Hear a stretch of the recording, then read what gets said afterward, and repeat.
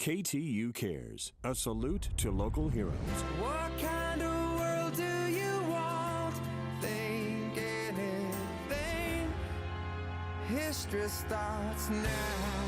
On KTU Cares, Bartell hanging out with you, and we always bring in great people from the community doing great things. And today and this morning, Michael Feldman is here. He's the president and founder of World of Humanity. Hey, Michael, how's it going? Good. Thank you, Bartell, for having me. It is really great to have you here. And I got the email from you just a few weeks ago, and I was very impressed on World of Humanity and what it's all about. And I said, why don't I bring Mike in for a KTU Cares? So let's do it. Tell me a little bit about World of Humanity. Well, first I want to tell you how important your show is, how inspirational, and I hope it really energizes the people that listen to you, because I was energized. And you know, they not only listen on KTU at 103.5, but they listen all over the country on KTU.com, because we're streaming and we're on iHeartRadio, so we have friends and listeners that listen to us not only in the New York City area, but all over the country. That's fantastic, and I really hope to take everything in and actually act on it. Sure. Some of these stories that you hear are so inspirational. Yeah. And so worldofhumanity.com, it's a website that I created where community leaders can bring real positive change to the neighborhoods, and neighbors could help each other. So this is where the charity organizations can create projects that help their causes and engage people to help. It's a website you can organize a donation fund, meal deliveries, charity events. You could bring any type of aid to people who really need it. You could see the effects of it directly.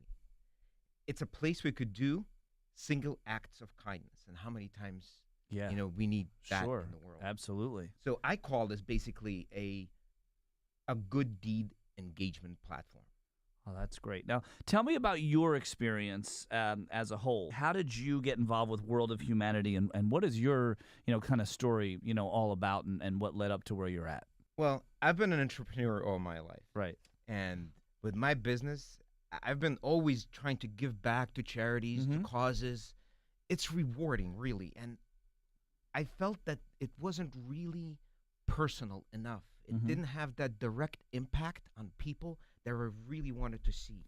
And I think that's the same with a lot of people that I've talked to. They really want to see where their money goes. They want to see their accountability. Right. So I wanted to create a solution for this.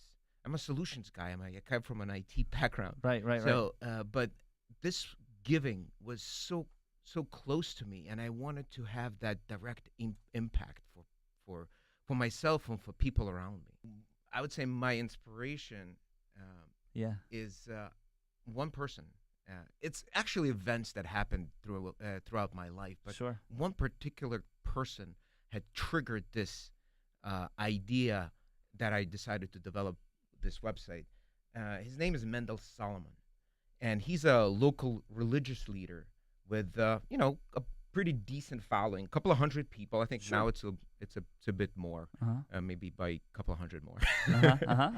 But the guy is so genuine. He's so honest, caring, and you could say this about a lot of people, but he makes you feel so special, like you're the only person in the room. He's yours. Right. And mind you, he's got a family of his own, 6 kids, and he's got a community to run. And the juggling act that he must put on to make sure the family's okay in the community too, Absolutely, exactly. But his actions to the community that I've seen him do and participated in directly affect people in such a significant way that it moves people. It moved me so much. Like, to give you an example, there was a young woman, and she was in a hospital, terminally ill with cancer. And her husband, he stayed with her, by her side, and besides him being there, he's got, in his family, had 3 little children. And to them, life has to continue. Sure. May not be as usual, but it has to. Good point, It Michael. has to continue. So with his father not being there to cook and to do daily activities, it was very difficult situation for them, but a real situation. These situations happen everywhere. So what he did is, I'm talking about this person, Mendel. He organized a food drive where many of the members of the community, strangers, by the way, most people didn't know this family. they delivered hot dinners to that house every day. Wow. Tutors came in, they spent time with the kids, helping with schoolwork, with homework. And after I spoke, once that woman came back from the hospital, and I spoke to her, you can't imagine the type of gratitude and the type of honesty, the appreciation that she had in her eyes. Said how really the support of the community really helped her through this whole ordeal. And she was eternally grateful. And these are great inspiration stories for you for World of Humanity, and a lot of the reason why you created, World of Humanity. And Michael, if you could, you mentioned a little bit about donation funds, and there's a lot of sites out there that allow you to raise money. There are a lot of crowdfunding sites and some very specific to help out people in need. Very, very true. Yes, indeed. But our site really focuses on the community. Yes, we have a donation module, we have a petition module, and there's so many other features within the site that concentrate on the community life, on the single acts of kindness. So with these tools that we have, you're able to do these types of meal deliveries that I'm able to do. Wow. And they could bring things to people, what they really need, when they need it, and they see the direct impact that you have on them. So yes, I agree. Charities are phenomenal. They're great, but it's really, really difficult to see that direct impact. And that's why I actually encourage charities to use this system for their own good deeds, for their own projects that they create. To tell you the truth, honestly, I've lived in the poorest neighborhoods of Brooklyn. And I've lived in, and continue to live actually, in one of the most affluent neighborhoods in New Jersey. And the need to help and support one another exists in both extremes and everywhere in between. It really, really starts from the family within, with your friends. Those are the core people who are going to help you. But the next most effective source of help is from your neighbors, from the communities. There's some really tough neighborhoods out there. Yeah. And sure. And you might think that it's too far-fetched to have this a reality in those neighborhoods. People fend for themselves. There's violence. But I personally witnessed and experienced this human factor that transcends religion, race, gender, social economic status, you name it. When I was living in I don't want to depends how you describe those types of neighborhood. Sure. Tough neighborhood in Brooklyn. Tough neighborhood. Yeah. And there was I lived during my college years, 1996. Did I just give out my age? And I was taking care of my grandmother. My grandmother lived with me. We also my whole core family lived with me as well. But I'm the one who usually took care of my grandmother. I knew all her illnesses. I gave her meds. I gave her insulin shots. And there was a snowstorm, not snowstorm, it was like 17 snowstorms in one winter. Mm-hmm. And my grandmother was having a stroke. I recognized the signs. And I called the ambulance. The ambulance took her away, but she didn't speak any English. And she wouldn't know how to explain any of this history. I'm the one who took care of her. I know everything. So I need to get to that hospital as soon as possible. Sure. So I come out, and I couldn't even find my car. It was buried under a ton of snow. I grabbed my shovel. I anticipated, so I grabbed my shovel. I come in, and I started shoveling, and there's another person that was shoveling right next to me, and he had people that were in his car also. And then he saw this look on my face, this But you had to get some frazzled right, look. Yeah. And he comes over to me, "Are you okay?" I said, "Well, I explained to him the story." He goes, "Okay." So he takes his shovel instead of unshoveling his car. Sure. He starts working on mine, and he's got people that are waiting for him, and they looked like they were ready to go somewhere too. They needed to get somewhere. He stood there for about 45 minutes, cracking the ice, opening, and help me get to my grandmother. This type of community service, that's not community service. It's this type of direct Yeah. Interaction with people to help them through their lives. Yeah, and these are strangers, and we should always do that. We should always be there. And these are the people who live in communities, in your own communities. This is where it starts, really. One of the greatest things that I had heard you say earlier in the show, and even when I was reading up on World of Humanity, is a lot of really great, unique features. What can you actually do on World of Humanity when you go to the site? Features that we have are really unique. I mean, there is no website that has these types of features in them. And like I said, they're really focused on this community aspect. So one of the features is to create meal delivery schedule. Like with this feature, you could organize who will bring what and when. For example, I could create a schedule for the next 2 weeks. Every day, someone will specify where to deliver it, their dietary restrictions, best time to deliver it, any special instructions, and deliver it to that person in need. So all those people who really want to help to bring something, they'll know what to bring and when, so that you don't get 2 meals or more than 3 meals per day. Right. So 2 people don't bring the same thing so at the organized. same time. It's organized properly, yes. You're right. It's really an organizational tool that allows people to bring and that's the key factor, what they really need, not just what you think they need. Bring something is very similar to the meal scheduler.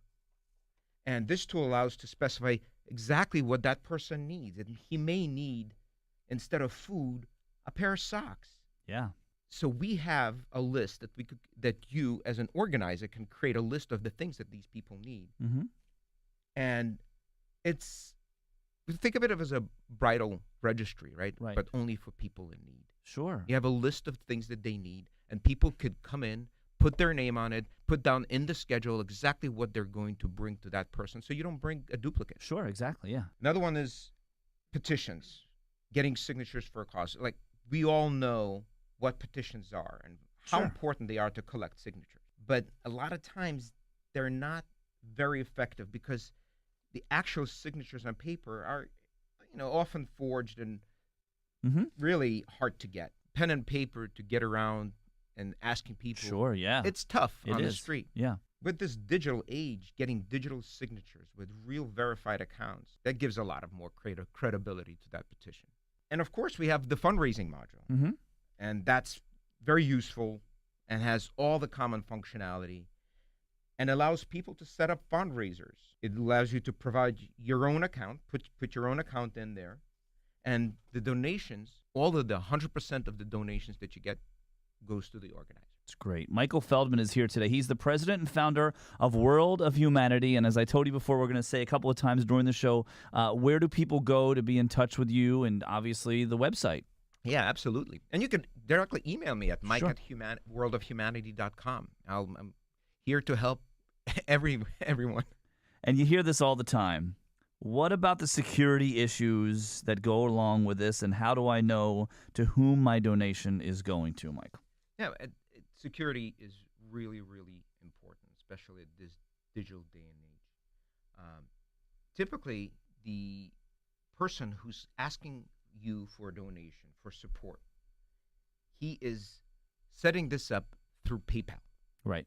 So PayPal itself has their own verification process, and it's pretty rigorous. As a person who's donating, it's a security blanket to see that this person it has a validated PayPal account and you're giving to that person. Plus, we also have our own voluntary validation method. You could register to a website as a person or as a charity or as some kind of organization. As for a person, there are 4-point validations. And for a charity, there's 5-point validations, which include EIN numbers that they submit to us. We validate that it's a real EIN number, that it's a real charity organization, and we basically approve them. But again, you got to be smart. You have to know who you're giving the money to. I encourage people to do all types of good deeds. Donation to charities, though, are typically general, right? I donate personally to JDRF Foundation, to Susan G. Komen. Charities they collect money and they distribute it accordingly. You're hopeful, really, that your money is going to go to The and direct have impact. Yeah. and very often it does. Yeah. But as a person who donated, you really don't know that, and there's really no direct accountability for that. So if you're gonna donate just for your taxes for a write-off, I get it. You're still doing a good deed. You're gonna get a write-off on your taxes. That's great. However, if you really want to see accountability, that's a little bit difficult with charity organizations. We don't really replace any charities. Our goal is to be an active, accountable extension to all those charities. Charities would have their profiles on World of Humanity Mm-hmm. and create good deed projects that they organize. People and followers then of those charities would either participate or they would donate, and then they see their accountability for their money. So it's those charity organizations would have specific projects that they're working with. Charity water, Mm-hmm. bring a meal to Sure. an elderly. Right. There's a ton of organizations, and they're all involved, and they all have specific projects. Through worldofhumanity.com, you can actually see the accountability for each of those projects, and you could donate to projects specifically instead of directly just to the charity.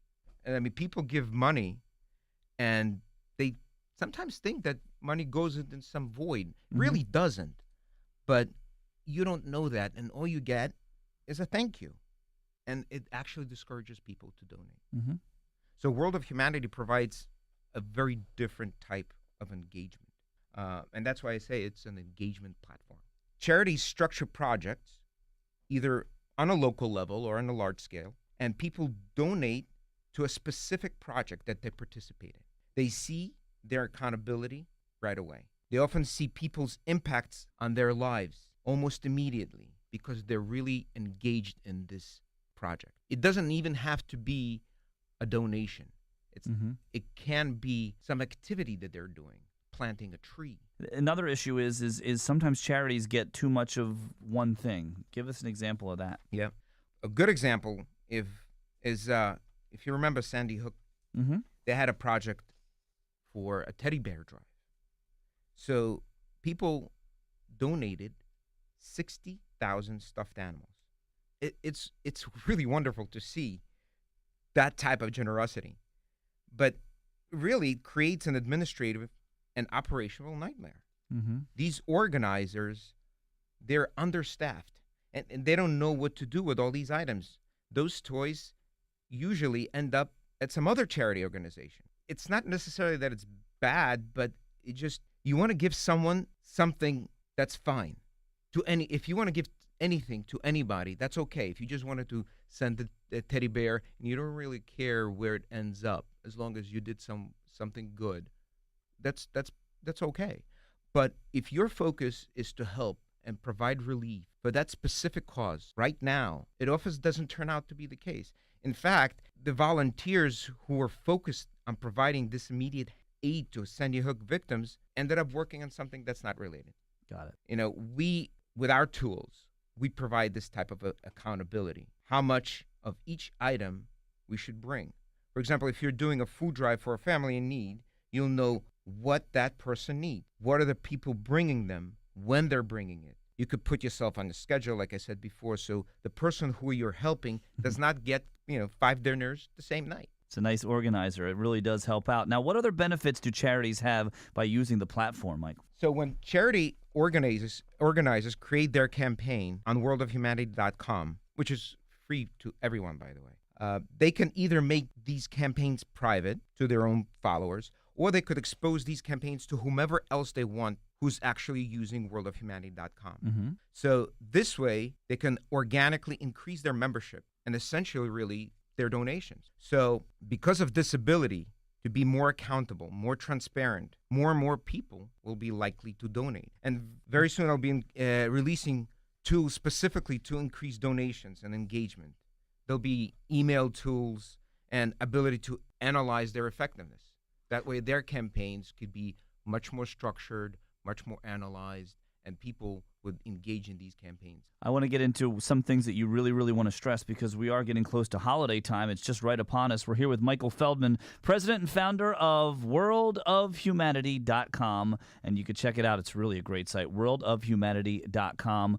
Then, Michael, give us an idea of some of the things that you'd like to stress here on KTU Cares. People, they often wait to natural disasters or like the holidays they're upon us to provide support for people in need. And they really dig deep. But community leaders of every kind are being asked by their members, how can I make an immediate impact on someone's life today? How can I perform these single acts of kindness today? WorldOfHumanity.com gives people a chance to make a difference in somebody's life.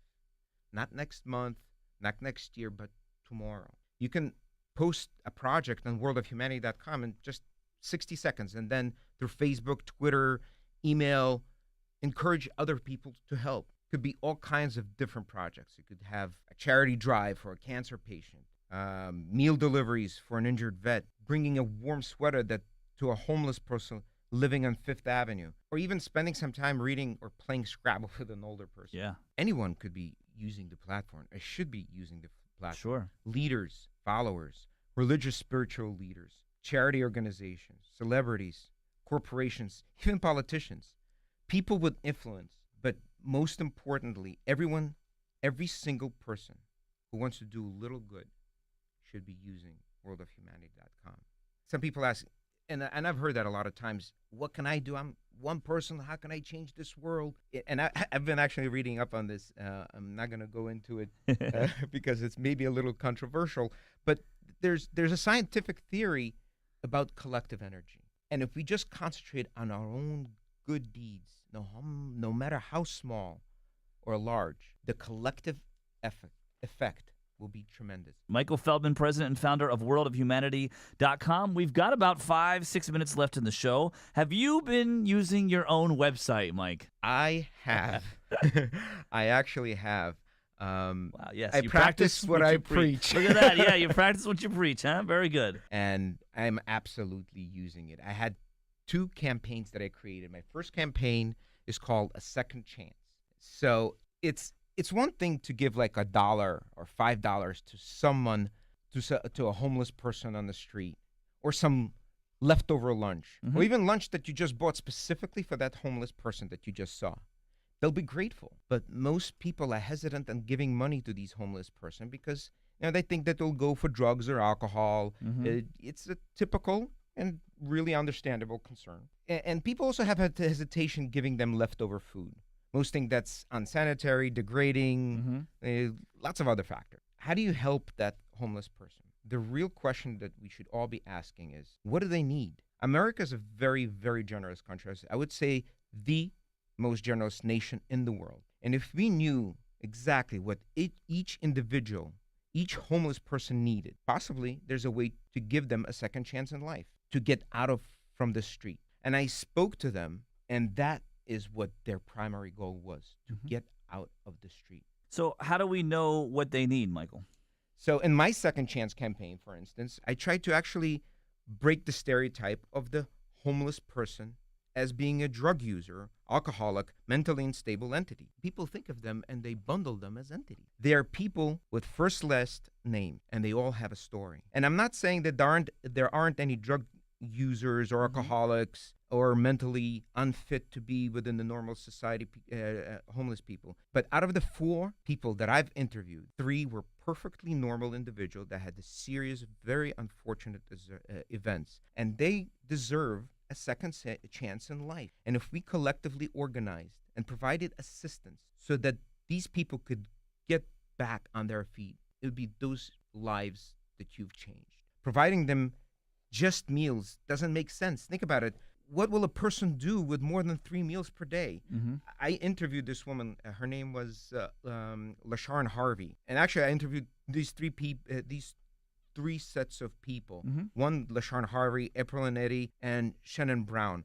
All had very interesting story to tell about their lives, about their recent events. All had their own need on how to get out of their situation. And I posted those needs on WorldOfHumanity.com. But to tell you the truth, during those interviews, there were about 4 passerbys giving them food. I mean, what are they going to do in all those food? They can't eat it all, and they can't take it with them to wherever they're going to go. Mhm. So they need things.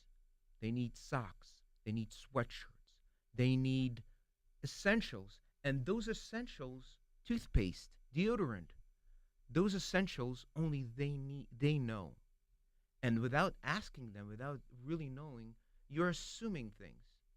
And they're really grateful for when you're bringing Mhm. them this extra lunch, but they almost feel bad because they don't want to make you feel bad, but they don't know what to do with this lunch Right. afterwards, so they can't eat it. Sure. So I've spoke to all of those people, and it was really fascinating, and I posted their Uh-huh. story on the website, and I've asked people to bring what they really need. And they told me what they really need. One woman really needed a locker for 4 months because that's how long she thought she was going to need to get out of the streets. And the reason why she needed the locker is because she didn't want to go back to the homeless shelter. Wow. We don't know how dangerous these homeless shelters are, especially for women. So one of her gifts, biggest gift that she could have gotten, was a 4 months rental of a locker, small locker that she could store the goods that other people have given to her. How would we know that if we didn't ask them? Didn't ask, exactly. All right, wrapping up this morning on KTU Cares. What a great show it's been. Michael Feldman, president and founder of World of Humanity. If you'd like, just a couple of more closing words, Mike. So my goal here is to make neighborhoods care for their own and be the support system, help in any which way possible on an individual level. It's those neighborhoods, that's really what shapes the societies. This is the culture. It's here where real change happens. So I want to stress to invest your time in your local community, in your neighbor. Involve yourself with real projects. And I'll have a lot of them posted on worldofhumanity.com, but I want everyone to post their own community projects on worldofhumanity.com and involve all their neighborhoods, all their neighbors. Leaders should take advantage of worldofhumanity.com. It's free. Create and organize campaigns. Involve your community. Do good deeds. The world would be a much better place. I promise you that. And as I always say, karma is a wonderful thing. Love it. Great show today. Michael Feldman, president and founder of worldofhumanity.com. Thanks so much for joining us on KTU Cares, Michael. Thank you, Bartel.